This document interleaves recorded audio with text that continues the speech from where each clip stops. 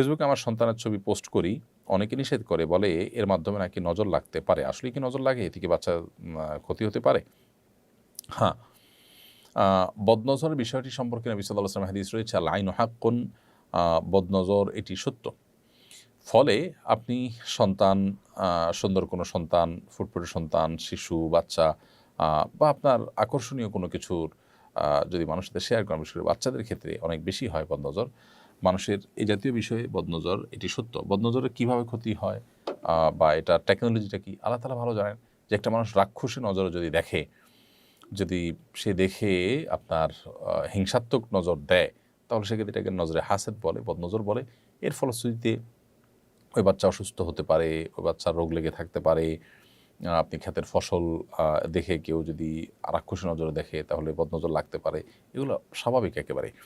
এখন আপনি বলবেন যে প্রদর্শন এই পৃথিবীতে অনেক কিছুই প্রদর্শন হতে থাকে, সবাই প্রদর্শন করে, কই তারা তো অনেক ভালো আছে। দেখুন, ভালো নেই।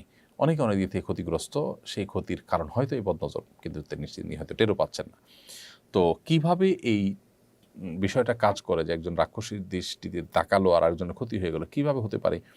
এই বিষয়ে আল্লাহ রাব্বুল আলামিনের টেকনোলজি আমাদের বুঝে আসাটা আবশ্যক নয়? হতে পারে আমরা এটা বুঝি না।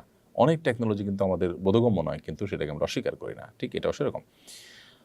কোনো হাদিস থেকে বোঝা যায় যে মানুষকে বদনজর সেটি কবর পর্যন্ত পৌঁছে দিতে পারে।